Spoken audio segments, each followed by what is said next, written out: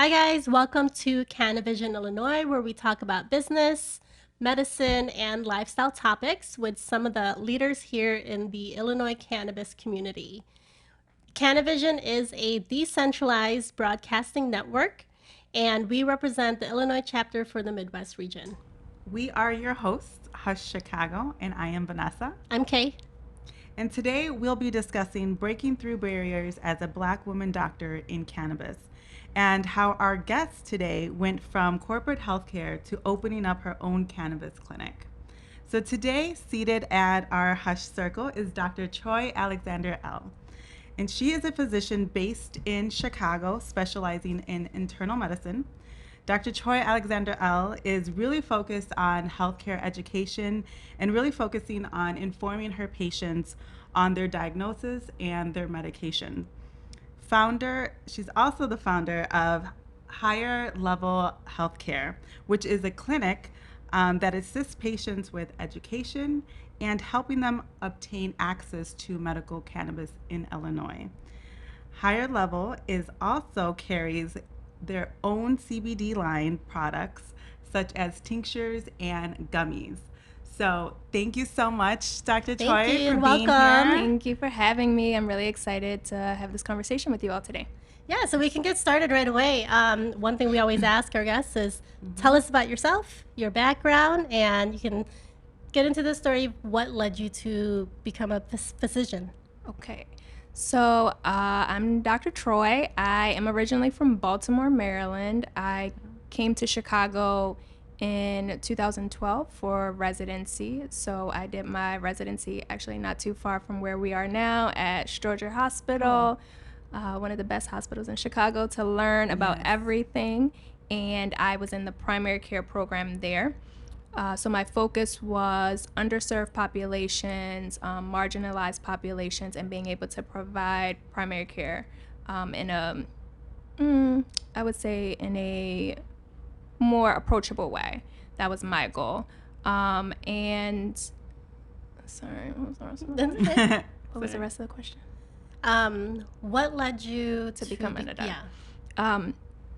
Sorry. Okay. So I did residency at Stroger. One of the reasons that I wanted to become a doctor was I just wanted to help people. So I probably knew I wanted to be a doctor since I was 4. Oh wow. Yeah. 4. Did you A have long did you time. have all the doctor toys and played? Actually, no. Really? I wanted to be more of a scientist. So I had a microscope, I had telescopes, and my top 3 jobs were a doctor, a teacher, or a policewoman. But that went out the window. So. But now I still have the doctor, and I do education from time to time. So I have the teacher aspect still on my resume, I guess. And so I went to college. Well, I went to an all-girls boarding school for high school. That's pretty unique. Yeah. I absolutely loved it. It was only 30 minutes from Baltimore, but a completely different world. Since I grew up in the inner city, single mother, I have an older sister, but being in a predominantly Caucasian environment, it afforded me a lot of opportunities, but it was also a really good learning experience being a young African-American woman. So from there, I went to college in New Orleans, had a lot of fun. And as a result of having a lot of fun, I went to medical school in the Caribbean. So as the Caribbean. Yes. So as an Okay. alternative, so most people go to medical school in the United States, but in other countries they also offer medical school to Americans.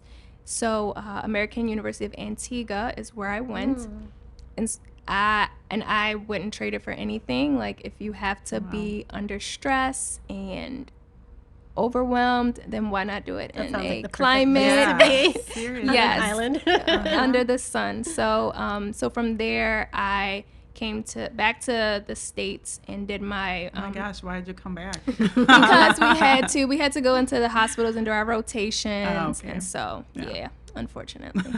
And then that's when I came to Chicago for residency. So a little bit of a alternative path, but I I wouldn't trade it for anything. Awesome. So, what kind of doctor did you become when you came to Chicago? I am internal medicine, and internal medicine is a fancy name for your adult medicine doctor. So if either of you were to come see a doctor, I would be the person that you would come see. And we focus on the whole person. So I deal with everything from dermatology or dermatological diseases. I'm not a dermatologist, but dermatological diseases, heart, lungs, GI issues, pretty much everything. And then if I can't figure it out, then I send people to a specialist. Gotcha. Nice. So, and we're going to get more into the professional side, but what is your personal relationship with cannabis? Yeah, so my personal relationship with cannabis is a little, I wouldn't say it started early, but I was the person who always hung out with people who consume cannabis. Like they were free and always happy, whereas I was could be a little bit uptight. And so having friends who were, it was a balance for me. So I would partake every once in a while, like we were going to a party or get a shotgun from somebody walking down the street. But it wasn't until 2017 that I actually started consuming more regularly on a recreational basis for, at the time, what I did not know was a medicinal purpose. I was dealing with anxiety and depression, which was undiagnosed at the time. But what I knew is that when I consumed cannabis, I felt better. I felt like myself. I was able to smile. I was cooking, which is what makes me really happy. I was able to enjoy my husband again. Like it was just, I felt like Troy again. Yeah. So it was really nice, and that sort of changed it all as soon as I started consuming more on a regular basis. And at the time, that for me was maybe once or twice a month, which, thinking about that now, it's like, ha, amateur. But yeah, it was the start of a really good relationship with cannabis that I'm happy to still be a part of. That's a great story. That's amazing. Yeah, and it fits right into your profession too, and for you to share the story with your patients. So Exactly. Yeah, so that's what makes it really, really nice is that I oftentimes can completely understand where patients are coming from, because one of the ways that I like to practice in the first place is putting myself in the patient's shoes. So having these experiences and having to had to try different modalities on my own provided me a vast amount of experience. And sorry, I'm saying so many ums. Okay.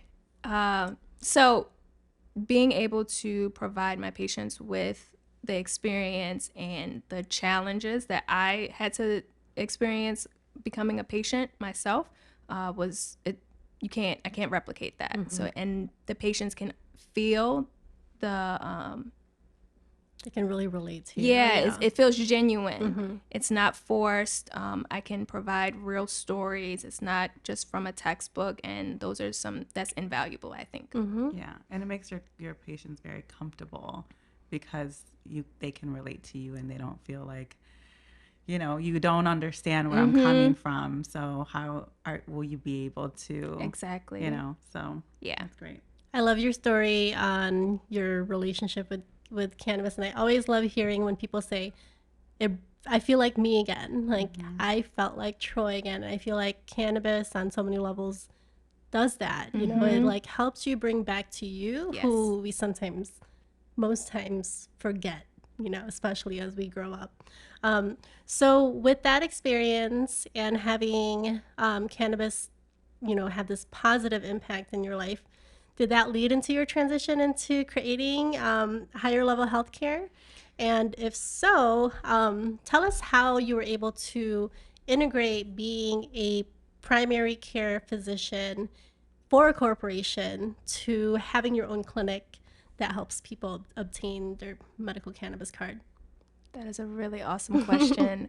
I know it's loaded. But I think for myself, it flows kind of naturally because, so 2017 it was the year for everything. And that year when I started consuming, I actually had patients start coming in to my office. So I worked for a very large, the largest healthcare organization in the state of Illinois, whose name I will not say. But I worked for them. And when my patients would come in, I had a few people start asking me, particularly one woman who was maybe in her mid 50s with multiple sclerosis and wanted to get a medical cannabis card. And at the time, the opioid epidemic was really reaching a point where physicians and all the federal agencies were cracking down on. So, in order to be a doctor who prescribes any type of controlled substance, you have to have a DEA number.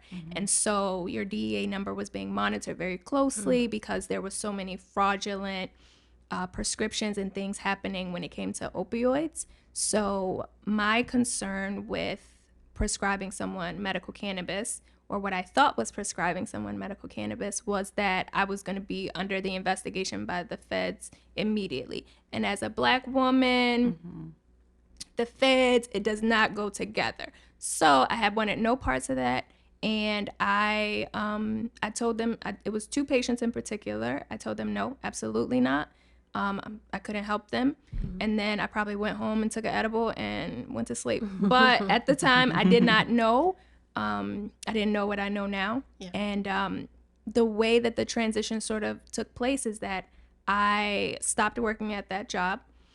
On the radio, I got a new job, and on the radio, every time, it was about a 45-minute drive. Every day, I heard a commercial for a cannabis clinic, a dispensary and a cannabis clinic. And I was like, okay, let me look this up because I keep seeing about cannabis. I'm starting to consume. Maybe I can benefit. So I looked it up and just started learning more research. And when the universe wants you to do something, all the stars will align to make it happen. And at the job where I was working, one day I just happened to mention cannabis, and the other doctor was from Colorado.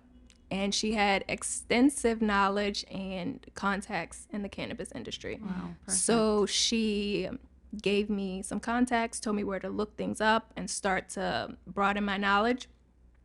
I got laid off from there in 2018, and in the summer of 2018, and then by November of 2018, I had started higher level healthcare.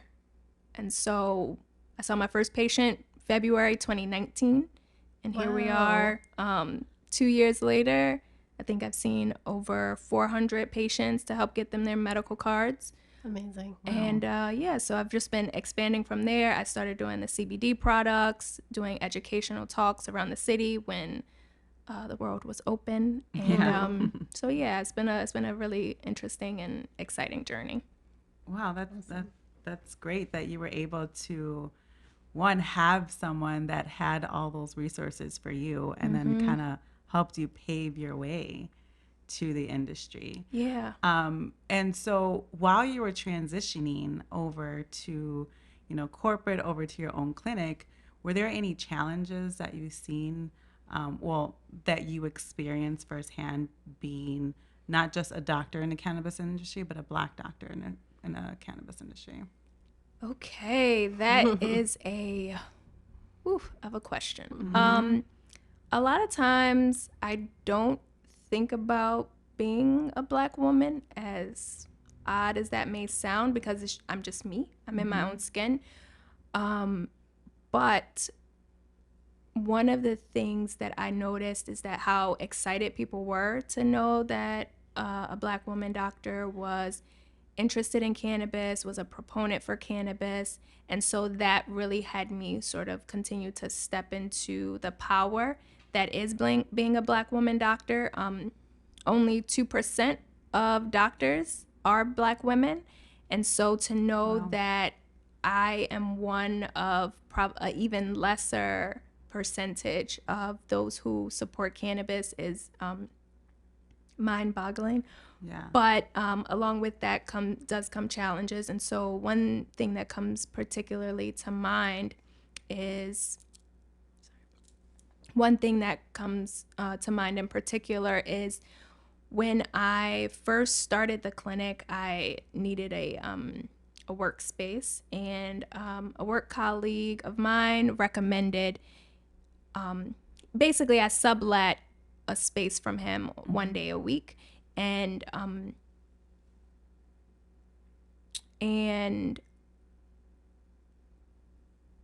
while I was there, there was another doctor who would come in. It wasn't their day to be there. They didn't pay for the time, but him and his wife would come in and would say that they were supposed to be there at that time, threatened to call the police on me multiple times. Yeah, I didn't think I was gonna get emotional, but it was rough Yeah. because they Understandably. were older than me, probably by double.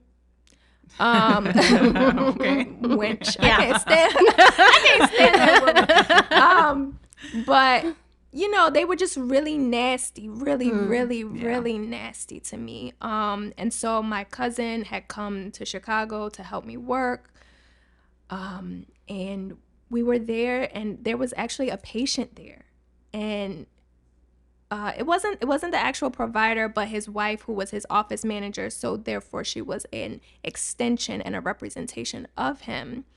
Was standing in the hallway, screaming at the top of her lungs, threatening to call the police on me, saying that I was selling drugs, that I was there illegally, that actually told one of my patients who happened to come during the time, turned them away, told them that I was not authorized to be there, that I was illegally there. And it just created a sense of fear and discomfort that I had not experienced in a long time, especially because this is it was prior to recreational becoming, or adult use becoming legal in Illinois. So so many people were still afraid of cannabis. They thought just because I helped people get certifications and medical cards that I was selling it. It was just a really uncomfortable space to be in. I was in a different part of town. Chicago is although I'm not from here, it is a very segregated city. Yeah. And so being in a place where people don't look like you, and I'm the minority, because the other person that was the patient was actually a Hispanic male. So we all were like afraid. And so that was a rough time. But what I will say is that it did not break me at all. It actually made me stronger. It allowed me to go and get my own clinic, my own space, that my name is on the lease. And so I will say thank you. Thank you to her. Exactly. And thank you to that doctor for being mean and nasty, because it propelled me. Yeah, adding fuel to the fire, Yeah. right? 100%. Just to piggyback off of that question on challenges, given that mainstream medicine has a lot of opposing views when it comes to cannabis, and coming from that space, have you faced opposition from other people in that field, or like from fellow doctors, for example? And how do you handle those situations? I actually haven't gotten much opposition from colleagues. Mostly people are like, well, I don't know about it. What can you tell me? They're interested, but not interested enough to do their own research. Yeah. So that's always interesting. But I give, tidbits and pieces of information when it comes to other doctors. In my personal experience, recently my mother went to the eye doctor because they had to test her for glaucoma, just things that you have to check for as you get older. And she uses my CBD products. And so the doctor was recommending that she start some eye drops. And I was on the phone because she's in Baltimore. And so I said, well, can we try some natural products like cannabis? And, now I understand what patients go through and how, because she told me that it has no benefit. benefit, no use, that it was not supported and it could probably make her worse and that she shouldn't even think about it and whatever she was using now to absolutely stop. And my jaw dropped on the phone and I said, and I really understood how when patients come to me and they get a totally different experience, how much of a difference that makes. I knew what I was doing was different, but it wasn't until that experience and seeing it with my mother who's older and someone who could listen to that and really believe what that doctor was telling her. And and so it was eye-opening and a good experience for me because now I can empathize even more with people who my patients who come who have had that experience. So And I think too, when it comes to like the way that doctor handled that, I feel like a lot of doctors who are not really educated about cannabis, say those things because they don't want to kind of admit like this is not in my field, like I don't know, maybe let's explore this a little further. Yes. They don't know, they don't want to know, and they just shut it down quickly. yeah, because as a doctor, you're supposed to be an expert. We are Exactly. experts in our field. And so when you don't have the information, you don't have the knowledge, that is threatening and it's uncomfortable. And so people like I did, and I didn't tell her not to use it, my patient previously, but I said, absolutely not. I don't want anything to do with it. There's a lot of fear around it being still federally illegal.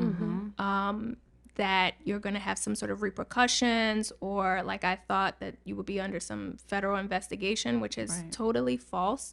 And so it's been nice to be able to give colleagues of mine that information to say, in another note, thinking that it is a physical prescription. It's not a prescription. We're giving recommendations. We're saying that a patient would benefit from this product if they were to use it. And if they decide to, that's their choice. Just like alcohol, just like tobacco. We don't recommend tobacco, but people still use it. We don't suggest alcohol, but we ask our patients to consume responsibly. And so that is the same choice that our patients have when it comes to cannabis. Like that, consuming responsibly. Yeah. What issues do you see right now with the medical cannabis program in Illinois? The medical cannabis program in Illinois, I think is, well, I don't have anything else to compare it to, but I think they tried to do a good job.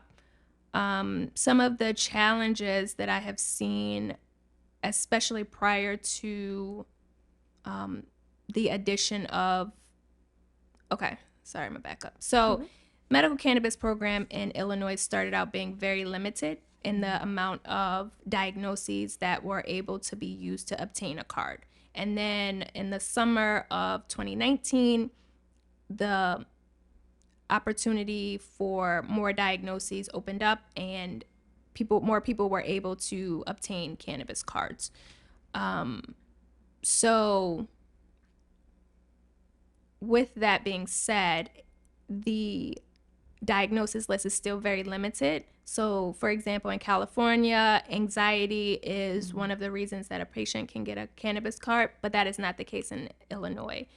The closest thing that comes to anxiety is PTSD, or post-traumatic stress disorder.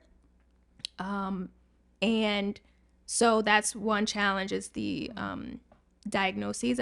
And another one being an African American or a person of African descent, sickle cell disease is a very debilitating and painful disease that exists in people of African descent. and it's not on the list. And so, but there are other even more rare conditions that are, and it's all about access and lobbying. So those are the challenges, because if the right people are not in Springfield lobbying for a particular disease, then it's not going to go on the list. It's not going to be recognized. Although sickle cell disease, people live a long time and have a lot of chronic pain, and therefore can become dependent on opioids. Right. So you have the chronic pain aspect, but sickle cell disease in and of itself carries so many other what's the word? Risks. I'll say risks. So sickle cell disease carries so many other risks and problems that come along with having the disease specifically, that chronic pain is just the tip of the iceberg. Patients should be able to use that diagnosis itself as a qualifier, just as one example. Another example is the cost barrier. For a lot of people who have limited access to medicine or marginalized, the amount that the card cost can be prohibiting. And so even seeing, I'm not gonna say that, but the cost for the card can be prohibiting. So that's another limitation that I have seen for patients. Although there are alternatives, some providers don't know that, but that's one of the things that I like to offer for people that come see me who are on a limited budget, are the alternatives. Nice. And so based off of your experience with all your patients who come to you looking for expert advice on cannabis, what have you seen? Like, how have you seen cannabis impact your patients?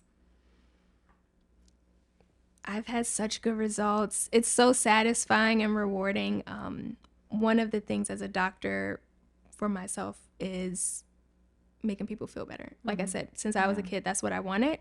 And so there's a few cases that come to mind. One in particular was a gentleman, I think he was late 20s, early 30s, who was having severe anxiety, really a lot of things related to PTSD. And we talked, and I gave him a regimen that was also inclusive of his other medications. So we were able to develop a regimen that really worked well for him. And after about 6 weeks, he sent me an email and told me that he was finally able, this was pre-COVID, but finally able to go hang out with friends that he hadn't seen in years because of his social anxiety and how debilitating it was. And that was one thing that obviously still sticks with me, because his life was literally changed by cannabis. And so that's we've heard so many great stories on what this beautiful plant can do and how it changes people's lives. I had another question for you, and it just slipped my mind right now. But I can add a little bit more. Yeah, I thought please. of something else. So my patient range is very broad. So my oldest patient was an 85-year-old Hispanic woman, and my youngest patient was an 18-year-old. But also people come to me right before their 21st birthday because they may have been dealing with migraines since they were 8, 9, 10 years old, and now they're finally able to obtain cannabis legally and for a medicinal purpose. And for my 85-year-old woman, she just had chronic arthritis and chronic pain from working for so long. And so cannabis, an edible every night, provided her with such a huge benefit without having to take narcotics or medications that could potentially cause other side effects. It's been like an amazing journey. I love my patients. Yeah, awesome. Okay, I remember my question now. Now that you brought that story up. Have you seen patients transition from pharmaceutical medication over to cannabis completely? Yes. So one of the services that I provide, because I am an internal medicine doctor, and like I said, I see a lot of different conditions, and I'm comfortable managing a lot of different conditions. I have not very many, but maybe about 5 or so patients transition them from benzodiazepines, which would be like your Valium, Xanax, those type of medications, coming off of those and augmenting it completely with cannabis and developing a regimen to wean off, and in conjunction with their psychiatrist or psychologist, whatever therapist they have. In conjunction with that, we have weaned off of medication. So That's Hey, amazing. awesome. I love hearing that. yeah, so it's been nice, and I think being an internal medicine doctor has really afforded me the opportunity to know how to do that well and be comfortable, and also have patients know that they can have both. You don't have to choose, which is a big philosophy of mine. It doesn't have to be all or none. We can start out with what you're doing right now, and if you want to transition off of those medications, we can try. We can see how it goes, and if not, that's perfectly fine too. We have to find the balance between consuming the plant medicine and the pharmaceutical medicine, and in a way that works best. So say you have new patients that come in, what are the most common queries that you get from these patients? Migraines have been number one. Most recently, that was one of the later additions to the Illinois cannabis list. Chronic pain, a lot of back pain, knee pain, injuries from high school or sports, is probably the second, and then PTSD. So a lot of people, especially now with COVID, the stay-at-home orders, all those things, have developed a lot of anxiety and depression, and not recognizing, and this again speaks to my background as an internal medicine doctor, of being able to recognize what is situational anxiety, true depression, and if there is a trigger or some sort of incident or event that can reestablish those symptoms. So if you're in a situation, for example, COVID, and we get told that you can't go outside again for another 6 months, a lot of people are going to get overwhelmed.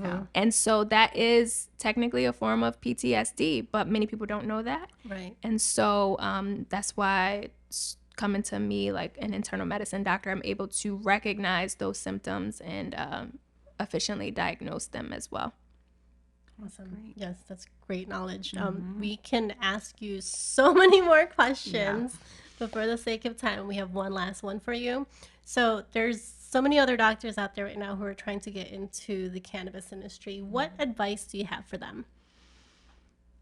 My advice for other doctors would be to approach cannabis organically, just like you did every other aspect of medicine.